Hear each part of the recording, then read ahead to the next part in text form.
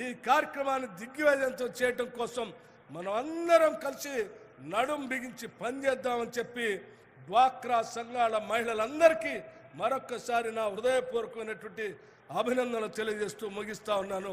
ధన్యవాదాలు. గౌరవనీయులు మల్లు భట్టి విక్రమార్క గారికి కృతజ్ఞతలు తెలియజేస్తున్నాం. మహిళా శక్తిని ఉద్దేశించి ఒక ప్రత్యేక గీతాన్ని ఇప్పుడు మహిళలందరికీ అంకితం చేస్తూ వినబోతున్నాం. Can we play the song please?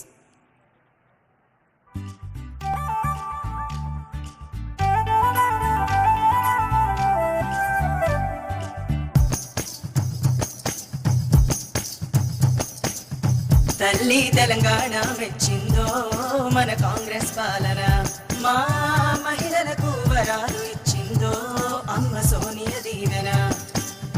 తల్లి తెలంగాణ మెచ్చిందో మన కాంగ్రెస్ పాలన, మా మహిళలకు వరాలు ఇచ్చిందో అమ్మ సోనియా దీవెన.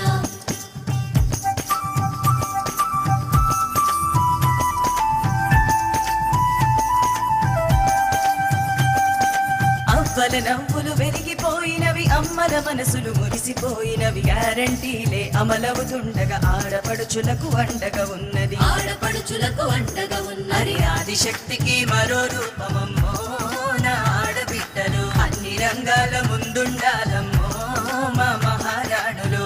తల్లి తెలంగాణ మెచ్చిందో మన కాంగ్రెస్ పాలన, మా మహిళలకు వరాలు ఇచ్చిందో అమ్మ సోనియా దీవెన.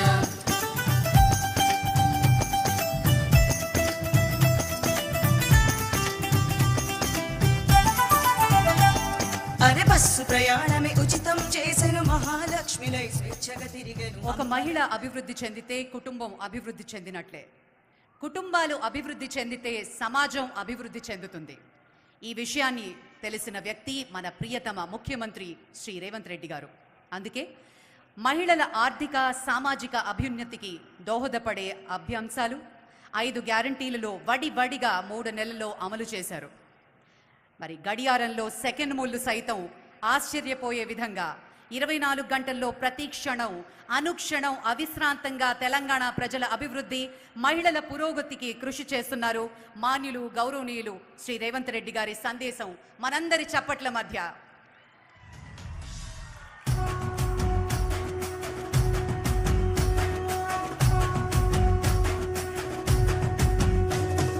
మూడు రంగుల జెండా బట్టి సింగమోలే కదిలేనాడు ఒక్కరో కాంగ్రెస్ సూర్యుడు, మన రాహుల్ గాంధీ నిగదీసి అడిగే మునగాడు, విడు భూమిన వానైతాడు వీరసాదన ధైర్యం. ఈరోజు మహిళా శక్తి సమావేశానికి సంబంధిత శాఖ మంత్రివర్యులు ధనసరి అనసూయ గారి నేతృత్వంలో రాష్ట్ర ప్రభుత్వం నిర్వహించిన ఈ కార్యక్రమానికి నాతో పాటు ముఖ్య అతిథులుగా ఉప ముఖ్యమంత్రి వర్యులు భట్టి విక్రమార్క గారు, హైదరాబాద్ నగర ఇన్ఛార్జ్ మంత్రివర్యులు పొన్నం ప్రభాకర్ గారు, రంగారెడ్డి జిల్లా ఇన్ఛార్జ్ మంత్రివర్యులు శ్రీధర్ బాబు గారు, పెద్దలు మంత్రివర్యులు దామోదర్ రాజ నరసింహ గారు, ఉత్తమ్ కుమార్ రెడ్డి గారు, పొంగులేటి శ్రీనివాసరెడ్డి గారు, అక్క సోదరీమణి కొండ సురేఖమ్మ గారు, అదేవిధంగా తుమ్మల నాగేశ్వరరావు గారు, కోమటిరెడ్డి వెంకటరెడ్డి గారు, మిగతా మంత్రివర్యులు, శాసనసభ్యులు, అదేవిధంగా హైదరాబాదు నగర నాయకులు, 33 జిల్లాలకు సంబంధించిన అధ్యక్షులు, మా ఆడబిడ్డలందరూ కూడా లేచి ఒక్కసారి మా ఆడబిడ్డలందరూ ఇవాళ మీ అభిమానంతో మీరు 1,00,000 మంది ఈరోజు పరేడ్ గ్రౌండ్లో కదం దొక్కితే మీ నాయకత్వం మొత్తం ఈ సమావేశంలో ఈ సభా వేదికగా తెలంగాణ రాష్ట్రానికి మేము నాయకత్వం వహిస్తామని చెప్పి ఇవాళ ఆడబిడ్డలందరూ కూడా ఇక్కడ హాజరయ్యారు. ఇవాళ నాకు చాలా సంతోషంగా ఉంది. ఎందుకంటే ఇందిరమ్మ రాజ్యం రావాలి, కాంగ్రెస్ ప్రభుత్వం ఉండాలి, అప్పుడే ఆడబిడ్డలకు న్యాయం జరుగుతుందని సెప్టెంబర్ 17 నాడు రంగారెడ్డి జిల్లా తుక్కుగూడలో మన నాయకురాలు మన అమ్మ సోనియమ్మ 6 గ్యారెంటీలను ఈ తెలంగాణ ప్రజలకు ముఖ్యంగా ఆడబిడ్డలకు హామీ ఇచ్చి మీరు కాంగ్రెస్ ప్రభుత్వాన్ని ఏర్పాటు చేయండి, 6 గ్యారెంటీలను అమలు చేసే బాధ్యత నేను తీసుకుంటాని తుక్కుగూడలో రాజీవ్ గాంధీ ప్రాంగణంలో సోనియా గాంధీ గారు మాట ఇచ్చిండ్రు. ఆడబిడ్డలందరికీ తెలుసు, 2004లో కరీంనగర్ జిల్లాకు వచ్చినప్పుడు శ్రీమతి సోనియా గాంధీ గారు 60 సంవత్సరాల ఆకాంక్ష, వందలాది తెలంగాణ బిడ్డల ఆత్మ బలిదానాలను దృష్టిలో పెట్టుకొని ఆనాడు 4 కోట్ల తెలంగాణ ప్రజలకు మాట ఇవ్వడం జరిగింది.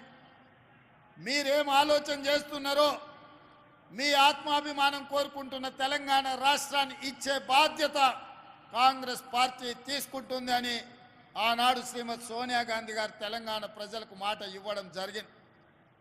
ఆ మాట నిలబెట్టుకోవడం ఎంత కష్టమైందో మీకందరికీ తెలుసు. తెలంగాణ రాష్ట్రం ఇవ్వడంలో ఆంధ్రప్రదేశ్లో కాంగ్రెస్ పార్టీ మనుగడ కోల్పోయి కేంద్రంలో ప్రభుత్వాన్ని కోల్పోయి తెలంగాణ రాష్ట్రంలో ఎన్నో ఒడిదుడుకులు ఎదుర్కొన్నా మాట తప్పని మడమ తిప్పని నాయకురాలుగా మన నాయకురాలు సోనియమ్మ తెలంగాణ రాష్ట్రాన్ని ఇచ్చి ఇవాళ తెలంగాణ రాష్ట్రంలో ఎంతోమంది తల్లులు తమ బిడ్డలు తెలంగాణ కోసం ఆత్మ బలిదానం చేసుకుంటుంటే ఆ తల్లుల కడుపు కోత తెలిసి ఒక బిడ్డను కోల్పోతే తల్లికి ఎంత దుఃఖం ఉంటుందో సోనియమ్మకు తెలుసు. ఎందుకంటే తన కళ్ళ ముందల్నే తన అత్తగారిని AK-47 తుపాకీ తూటాలతోని ముష్కరులు కాల్చి చంపినరు. తన భర్తను తమిళనాడులో ప్రజల మేలు కోసం పర్యటనకు పోతే మానవ బాంబులై రాజీవ్ గాంధీ గారిని బలి తీసుకుంటే కళ్ళ ముందు భర్తను కోల్పోయిన దుఃఖంతో 2 చిన్న బిడ్డలను ఒళ్ళో పెట్టుకొని ఈ దేశానికి నాయకత్వం ఇవ్వాలి, ఈ దేశంలో ఎవరి కుటుంబం కూడా కుటుంబ సభ్యులను కోల్పోవద్దు, ఆ దుఃఖం ఎవరికి ఉండొద్దు అని ఆలోచన చేసింది మన నాయకురాలు సోనియమ్మ. అందుకే తెలంగాణ ఉద్యమంలో పిల్లలు చచ్చిపోతుంటే ఆత్మ బలిదానాలు చేసుకుంటుంటే అధికారం పోయినా పర్వాలేదు, ఆంధ్రప్రదేశ్లో పార్టీ చచ్చిపోయినా పర్వాలేదు, కేంద్రంలో అధికారం కోల్పోయినా పర్వాలేదు, ఇక ఏ తల్లి కూడా దుఃఖంతో తన బిడ్డను కోల్పోవద్దు, నేను తెలంగాణ రాష్ట్రం ఇస్తా అని చెప్పి ఇచ్చిన మాట నిలబెట్టుకొని తెలంగాణ రాష్ట్రాన్ని ఇచ్చిన మహిళా శక్తి శ్రీమతి సోనియమ్మ అని చెప్పి నేను ఈ సందర్భంగా తెలియజేస్తున్న మిత్రులారా. ఇవాళ మా అక్కలకు, మా చెల్లెళ్లకు, మా పెద్దమ్మలకు, మా అమ్మలకు నేను గుర్తు చేయదలుచుకున్నా, కాంగ్రెస్ పార్టీ అంటే ఇందిరమ్మ, కాంగ్రెస్ పార్టీ అంటే సోనియమ్మ, కాంగ్రెస్ పార్టీ అంటే ప్రియాంక గాంధీ. మరి ఇవాళ కాంగ్రెస్ పార్టీని నడుపుతున్నదే మహిళా శక్తి. మన నాయకురాలు ఒక మహిళా నాయకత్వంలో మేము పని చేస్తున్నాము అంటే మేము గర్వంగా గొప్పగా చెప్పుకుంటున్నాం మా నాయకురాలు సోనియా గాంధీ అని. అందుకే వచ్చిన తెలంగాణ రాష్ట్రంలో 10 సంవత్సరాలు ఏ ఆడబిడ్డను పట్టించుకోలే, ఏ ఆడబిడ్డను కలవలే. ఆనాటి ముఖ్యమంత్రి ఆడబిడ్డలు ఎట్లున్నారని అడగలే, మహాలక్ష్మి గ్రూపుల పరిస్థితి చూడలే, మీకు పావలా వడ్డీ ఇయ్యలేదు, సున్నాకు వడ్డీ గురించి మాట్లాడలేదు, మీ సంఘాలను దివాలా దీపించి మీ ఉసురు తలిగింది కాబట్టే ఇవాళ ఉద్యోగం ఊడిపోయి ఫామ్ హౌస్లో వండుకున్నాడు. వెనకటికి మన పెద్దలు చెప్పిండ్రు, ఆడబిడ్డ కన్నీరు పెట్టొద్దు, ఏ ఇంట్లో ఆడబిడ్డ కన్నీళ్లు పెడుతుందో ఆ కన్నీళ్లు ఊరికే పోవు, తప్పకుండా బలి తీసుకుంటాయని. అందుకే తెలంగాణలో ఉన్న ఆడబిడ్డలు 10 సంవత్సరాలు కష్టాలలో కన్నీళ్లలో కేసీఆర్ కనికరం లేక సంఘాలను దివాలా దీపిస్తే ఆడబిడ్డలందరూ కంకణం కట్టుకొని కేసీఆర్ను బండకేసి కొట్టిండ్రు, 100 మీటర్ల గోతి తీసి పాతి పెట్టిండ్రు. అందుకే ఇవాళ ఈ వేదిక మీద ఇందిరమ్మ రాజ్యం కాంగ్రెస్ ప్రభుత్వం వచ్చింది. ఇవాళ కాంగ్రెస్ అధికారంలో ఉంది అని అంటే మీ సోదరుడుగా, మీ అన్నగా, మీ తమ్ముడుగా, మీ రేవంత్ అన్నగా ఈ తెలంగాణ రాష్ట్రానికి ముఖ్యమంత్రి అయినంటే ఈ ఆడబిడ్డల ఆశీర్వాదం ఉండబట్టే,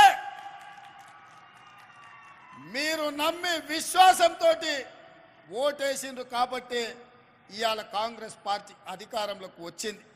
అందుకే ఆడబిడ్డల ఆశీర్వాదం తీసుకొని డిసెంబర్ 7 నాడు ఎల్బీ స్టేడియంలో కాంగ్రెస్ ప్రభుత్వాన్ని ఏర్పాటు చేసి డిసెంబర్ 9 నాడు 48 గంటలు తిరగకుందే మా ఆడబిడ్డల ఆశీర్వాదంతో మా ప్రభుత్వం ఏర్పడ్డది. వాళ్లకు మేలు చేయాలని ఆర్టీసీ బస్సుల్లో ఆడబిడ్డలకు ఉచిత ప్రయాణాన్ని కాంగ్రెస్ పార్టీ ఏర్పాటు చేసింది. మా మంత్రివర్యులు పొన్నం ప్రభాకర్ గారి నేతృత్వంలో ఈ 92 రోజుల్లో 25 కోట్ల మంది ఆడబిడ్డలు బస్సుల్లో ఉచిత ప్రయాణం చేసి, అది భద్రాచలం రాములవారి గుడి కావచ్చు, సమ్మక్క సారలమ్మ దైవ దర్శనం కావచ్చు, యాదగిరిగుట్ట లక్ష్మీ నరసింహస్వామి కావచ్చు, అలంపూర్లో జోగులాంబ దర్శనం కావచ్చు. అదే కాదు, ఇంటి ఆయన అప్పుడో ఇప్పుడో కోపం చేస్తే చెప్పా పెట్టకుండా అమ్మగారి ఇంటికి వణిక కావచ్చు. ఈ ఆర్టీసీ బస్సులో మా అక్కలు మా చెల్లెళ్ళు ప్రయాణం చేశారు. ఇవాళ మా ఆడబిడ్డలు, మా అక్కలు, మా చెల్లెళ్ళు ఆర్టీసీ బస్సులో ప్రయాణం చేస్తుంటే కేసీఆర్ అల్లుడు హరీష్ రావు, ఆయన కొడుకు కేటీఆర్, కవిత కలిసి ఆటో డ్రైవర్లతో ధర్నా చేపిస్తున్నారు కిరాయిలు ఇచ్చి. ఏమన్నాయంటే ఆడబిడ్డలకు ఆర్టీసీ బస్సులు బంద్ చేయండి అని. నేను అడగదలుచుకున్న మా ఆడబిడ్డల్ని, మీకు ఇచ్చే ఆర్టీసీ ఉచిత ప్రయాణం కేసీఆర్ బంద్ చేయాలంటుండు, టీఆర్ఎస్ వాళ్ళు ధర్నా చేస్తుండ్రు, నన్ను ఏం చేయమంటారని చెప్పి నేను మిమ్మల్ని అడగదలుచుకున్నా. నేనైతే ఎవడొచ్చినా సరే ఆడబిడ్డలకు అడ్డం పడితే ఆర్టీసీ బస్సు మీద ఎక్కించైనా సరే ఆడబిడ్డలకు ఉచిత బస్సు రవాణా సౌకర్యాన్ని మీ అందుబాటులోకి తీసుకొచ్చే బాధ్యత నేను తీసుకుంటా అని చెప్పి నేను చెప్పదలుచుకున్నా. ఇదే కాదు, రూపాయి కూడబెట్టి ఇంటి పని, పాసి పని చేసి, తట్ట పని, పార పని, మట్టి పని, ముంబై, దుబాయ్ వలసపోయిన ఆడబిడ్డలు రూపాయి కూడబెడితే ఇంటానికి ఏదన్నా జబ్బొచ్చినా, పిల్లలకు బాలేకపోయినా, బిడ్డ ఇంటికి ప్రసవానికి వచ్చిన లక్షల రూపాయలు దవాఖాన ఖర్చు అవుతున్నాయి. ఆనాడు పేదవాళ్ళ ఆరోగ్యం కోసం కార్పొరేట్ వైద్యాన్ని అందించాలని డాక్టర్ వైఎస్ రాజశేఖర రెడ్డి గారు ముఖ్యమంత్రిగా ఉన్నప్పుడు రాజీవ్ ఆరోగ్యశ్రీ ద్వారా ఆనాడు 2 లక్షల రూపాయల ఉచిత వైద్యాన్ని ఆడబిడ్డలకు ఆ రోజు అందించాడు. కానీ ఘనత వహించిన చంద్రశేఖరరావు వచ్చి రాజీవ్ ఆరోగ్యశ్రీని మొత్తం ఎక్కడ కాకుండా చేసింది. అందుకే ఇందిరమ్మ రాజ్యం వచ్చిన వెంబడే కాంగ్రెస్ ప్రభుత్వం ఏర్పడిన మరుక్షణం పెద్దలు దామోదర్ రాజ నరసింహ గారితో మాట్లాడి పేదవాళ్ళ వైద్యం కోసం అపోలో, యశోద ఎక్కడికి పోయినా 10 లక్షల రూపాయలతోని మీకు వైద్యం అందించాలని ఇవాళ కాంగ్రెస్ పార్టీ నిర్ణయం తీసుకొని ప్రతి పేదవాడి ఆరోగ్యానికి మాది భరోసా అని చెప్పి కాంగ్రెస్ పార్టీ ఇవాళ రాజీవ్ ఆరోగ్యశ్రీ పథకాన్ని అమలు చేస్తుంది. ఇదే కాదు, ఇవాళ మీరు ఆలోచన చేయండి, ఒకనాడు కట్టెల పొయ్యి మీద వంట వండాలంటే పచ్చి కట్టెలు అడవిలోకి పోయి తీసుకొచ్చి పొయ్యిలో పెట్టి ఊతే అవి మండక పొగ వచ్చి ఊపిరితిత్తులకు పోయి ఆడబిడ్డలు క్యాన్సర్ వచ్చి చచ్చిపోయేది. పిల్లని ఇవ్వాలంటే ఆలోచన చేసేది, ఎందుకంటే ఈ కట్టెల పొయ్యి మీద మా పిల్లతోని వంట చేపిస్తే మా పిల్ల చచ్చిపోతుంది అని చెప్పి తల్లిదండ్రులు బాధపడుతున్న క్రమం. ఆయల్లో సోనియమ్మ ఆలోచన చేసింది, ఆడబిడ్డల కన్నీళ్లు తూడవాలంటే కట్టెల పొయ్యిని అటకెక్కించాలి, గ్యాస్ పొయ్యి సిలిండర్ ఇవ్వాలని దీపం పథకం ద్వారా ఆయల్ల ఆడబిడ్డలకు గ్యాస్ పొయ్యి సిలిండర్ ఇచ్చి 400 రూపాయలకే ఆనాడు సోనియమ్మ మీకు సిలిండర్ ఇచ్చింది. కానీ సోనియమ్మ రాజ్యం పోయినాక కేసీఆర్, నరేంద్ర మోడీ వచ్చి 400 రూపాయల సిలిండర్ను 1200 రూపాయలు చేసి ఆడబిడ్డల సొమ్ము దోసుకొని కేసీఆర్, నరేంద్ర మోడీ ఆడబిడ్డల సొమ్ము అంతా కొల్లగొట్టే ప్రయత్నం చేశారు. మళ్ళా గ్యాస్ పొయ్యి సిలిండర్ అటుకెక్కి కట్టెల పొయ్యి మీద వండుకునే పరిస్థితి వచ్చింది. అందుకే ఆలోచన చేసి సోనియమ్మ నాకు చెప్పింది, ఆడబిడ్డల కన్నీళ్లు తూడవాలంటే గ్యాస్ పొయ్యి సిలిండరు 500 రూపాయలకే ఇవ్వాలి అని చెప్తే పెద్దలు ఉత్తమ్ కుమార్ రెడ్డి గారితో మాట్లాడి సివిల్ సప్లైస్ అధికారులతో మాట్లాడి ఇవాళ ప్రతి ఆడబిడ్డకు 500 రూపాయలకే సిలిండర్ ఇస్తున్నాము అని అంటే ఇది ఆడబిడ్డల కోసమే ప్రత్యేకంగా తీసుకొచ్చిన పథకం అని చెప్పి నేను ఈ సందర్భంగా తెలియజేయదలుచుకున్నా. అదేవిధంగా అక్కలారా ఆలోచన చేయండి, ఇంటి కరెంటు బిల్లు కట్టేది ఆడబిడ్డనే. నెల వస్తుందంటేనే బిల్లు కట్టనికే పైసలు తీసి పెట్టాలి, పాలకు పైసలు తీసి పెట్టాలి, పిల్లగాని చదువులకు పైసలు తీసి పెట్టాలి, సిట్టి పైసలకి ఇన్ని పైసలు తీసి పెట్టాలి. ఇన్ని తీసినాక తినడానికి కూడా ఏం మిగిలిన పరిస్థితి మా అక్కలకు. అందుకే మేము పాదయాత్ర చేసినప్పుడు బట్టిగా ఆదిలాబాద్ నుంచి ఖమ్మం నడిచినప్పుడు నేను వివిధ నియోజకవర్గాలలో పాదయాత్ర చేస్తున్నప్పుడు పేదవాళ్ళు వచ్చి అడిగినారు, అన్నా భూమి ఉన్నోళ్ళకు ఉచిత కరెంట్ ఇస్తున్నావు, భూమి లేని పేదోళ్లకు మాకేమిస్తామని. మా ఇంటి కరెంటు బిల్లు కట్టలేకపోతున్నాం అన్నారు. ఆలోచన చేసి అందుకే గృహలక్ష్మి ద్వారా మీ ఇళ్లలో 200 యూనిట్ల వరకు మీ ఇంటికి ఉచిత కరెంటు ఇచ్చి 0 బిల్లు ద్వారా మిమ్మల్ని ఆదుకోవాలని ఆ పథకాన్ని కూడా బట్టి విక్రమార్క గారు విద్యుత్ శాఖ మంత్రిగా ఇవాళ ఆ పథకాన్ని కూడా అమలు చేయడం జరిగింది. ఇది కూడా ఆడబిడ్డల్ని ఆదుకోవడానికి తీసుకొచ్చిన పథకం. అదేవిధంగా పెద్దలు పొంగులేటి శ్రీనివాసరెడ్డి గారు వాస్తవంగా ఇందిరమ్మ ఇల్లు ఎన్నికల తర్వాత చూద్దాం అనుకున్నాం. ఎందుకంటే కేసీఆర్ 7 లక్షల కోట్ల రూపాయల అప్పు నా నెత్తి మీద మోపిపోయిండు. సంసారం దివాలా తీపించిండు, తాగుబోతుల సంసారం చేసిండు, ఎక్కడేమున్నదో తెలియదు, సంసారం చిల్లం పొల్లం చేసిండు, ఏందుందో తెలియదు. సంసారానికి వచ్చేటప్పటికే ఆగం ఉన్నది.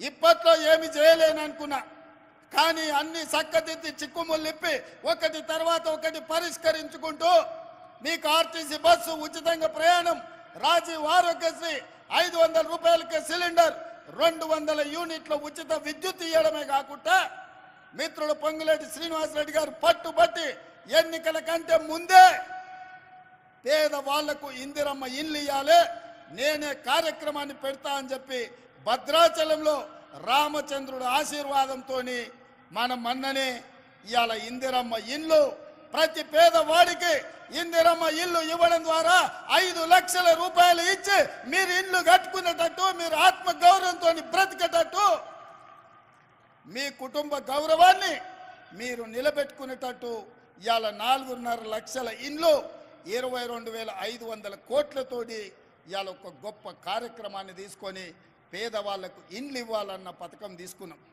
ఆయన ఏం చెప్పిండు కేసీఆర్, డబ్బా ఇల్లు వద్దు, డబల్ బెడ్రూమ్ ఇల్లు ముద్దు అన్నాడు. ప్రతి పేదవాడికి కొడుకు కోడలు ఉంటే ఆడుంటారు, పండుగ పూట అల్లుడు బిడ్డ వస్తే ఆడమంటారు, కోడి పిల్లను మేక పిల్లను ఉంటే ఏడ కట్టేస్తారు, మీకు అందరికీ డబల్ బెడ్రూమ్ ఇల్లు ఇస్తాను కేసీఆర్ 10 ఏళ్ళు ఆశ చూపించాడు. నేను అడుగుతున్న మా ఆడబిడ్డల్ని, మీకెవరికైనా డబల్ బెడ్రూమ్ ఇల్లు వచ్చిందా? ఎవరికైనా మీకు డబల్ బెడ్రూమ్ ఇల్లు వచ్చిందా? ఈడున్న మా ఆడబిడ్డలకు వచ్చిందా? అబద్ధాలు చెప్పి 10 ఏళ్ళు ఆడబిడ్డల్ని మోసం చేసి మళ్ళీ మోసం చేద్దాం అనుకుంటే డబల్ బెడ్రూమ్ ఇల్లు ఇయ్యవా బిడ్డ, నీ లగ్గం చేస్తామని చెప్పి బండకేసి కొట్టిరు కేసీఆర్. అందుకే ఇవాళ పేదవాళ్లకు ఇందిరమ్మ ఇల్లు 5 లక్షల రూపాయలు ఇవ్వడం ద్వారా మీరు కట్టుకోనికే ఇవాళ ఇందిరమ్మ ఇల్లు ఇచ్చినాం. ఇది పేదవాళ్ళ కోసం చేసిన పని కాదా? అదేవిధంగా ఇవాళ మా పెద్దలు బట్టి విక్రమార్క గారు ఆనాడు మహాలక్ష్మి గ్రూపులను లక్షాధికారులను చేస్తాం ఆడబిడ్డలను అన్నారు. వైఎస్ రాజశేఖర రెడ్డి గారు ఉన్నప్పుడు ఇవాళ మా మిత్రుల సహకారంతో ఇంత ఉందే పెద్దలు చిన్నారెడ్డి గారు చెప్పారు 63 లక్షల సంఘం సభ్యులు ఉన్నారు. నేను ఒక్కటే మాట్లాడుతున్నా మా అక్కల్ని, 63 లక్షలు కాదు, 1 కోటి మంది మహిళా సభ్యులు మన సంఘాలలో చేరాలి. 1 కోటి మంది చేరండి, 1 కోటి మందిని ఒక్కొక్కరిని కోటీశ్వరురాలను చేసే బాధ్యత నేను తీసుకుంటా. 1 కోటి మందిని కోటీశ్వరులను చేస్తే తెలంగాణ బంగారు తెలంగాణ అవుతుంది, తెలంగాణ అభివృద్ధి చెందిన తెలంగాణ అవుతుంది, తెలంగాణ ధనిక తెలంగాణ అవుతుంది. ప్రతి ఆడబిడ్డ కోటీశ్వరాలు అయినప్పుడు పిల్లల్ని డాక్టర్లు, లాయర్లు, ఐఏఎస్లు, ఐపీఎస్లుగా చదివిపించుకుంటారు. ఆత్మ గౌరవంతో కుటుంబాన్ని నడిపిస్తారు. అదే ఇంటి ఆయన చేతిలో నగదు ఉంటే సాయంత్రం తీసుకొని పోయి బెల్ట్ షాపులు ఇస్తాడు. అవునా? అదే కదక్క. అందుకే మా ఆడబిడ్డల్ని కోటీశ్వరులను చేయాలన్న ఆలోచనతోటి ఈరోజు మా అధికారులను, మా శాంతాకుమారి గారిని, చీఫ్ సెక్రటరీ గారిని, మా సందీప్ సుల్తానియాని, అదేవిధంగా అనిత రామచంద్రన్ గారిని, మా సీతక్కను, మా సురేఖక్కను అందరికీ నేను చెప్పిన, ఏది ఏమైనా పరేడ్ గ్రౌండ్లో 1,00,000 మంది ఆడబిడ్డలతో సమావేశాన్ని ఏర్పాటు చేయండి అని 48 గంటల ముందల చెప్తే 48 గంటల్లో 1,00,000 మంది ఆడబిడ్డలు పరేడ్ గ్రౌండ్లో కదం దొక్కి మహిళా శక్తిని ఇవాళ నిరూపించారు. మీరు చూసిన మీ ఆడబిడ్డలందరితోని, సంఘాలతోని, సభ్యులతో నేను మాట్లాడినా. వాళ్ళతో మాట్లాడక నాకు ఒక మాట అర్థమైంది. మీరెంత మంచి ఉత్పత్తి చేసినా మీకు అమ్ముకోవడానికి ఒక మంచి వ్యాపార కేంద్రం లేదు. ఇవాళ రేపు బట్టలోళ్ళు, షాపింగ్ మాల్స్ వాళ్ళు చెన్నై మాలు, ఆ మాలు, ఈ మాల్ అని పెద్ద పెద్ద లైట్లు పెట్టి వాళ్ళు అమ్ముకుంటారు. కానీ మా ఆడబిడ్డలు అమ్మాలంటే ఎక్కడ ఏమీ లేదు. అందుకే ఈ వేదిక మీద నుంచి మా అధికారులకు ఆదేశాలు ఇస్తున్నా, రాబోయే నెల రోజుల్లో శిల్పారామం పక్కన మా ఆడబిడ్డలు ఉత్పత్తి చేసిన ప్రోడక్ట్స్ అమ్ముకోవడానికి 100 షాపులు మీకు పెట్టించి మీ ఉత్పత్తులు రాష్ట్రం కాదు, జాతీయం కాదు, అంతర్జాతీయ స్థాయిలో మీ ఉత్పత్తులు అన్నీ అమ్ముకునే విధంగా మీకు స్టాళ్ళు ఏర్పాటు చేపించే బాధ్యత, దానికి అవసరమైన ఏర్పాటు చేసే బాధ్యత నేను తీసుకుంటా. నెల రోజులు తిరిగే లోపల శిల్పారామం పక్కన మా మహాలక్ష్మి గ్రూప్లకు స్టాళ్ళు ఉంటాయి. మీరు ఏమేమి తయారు చేస్తారో అవన్నీ అక్కడ టాటాలు, బిర్లాలతోని, అదాని, అంబానీలతోని మా ఆడబిడ్డలు పోటీ పడే విధంగా మీరు తయారు చేసిన వాటిని అక్కడ అమ్ముకునే విధంగా మీకు చట్టబద్ధత కల్పించి మీకు న్యాయం చేసే విధంగా పూర్తి స్థాయిలో వ్యవస్థను ఏర్పాటు చేసే బాధ్యత నేను తీసుకుంటా.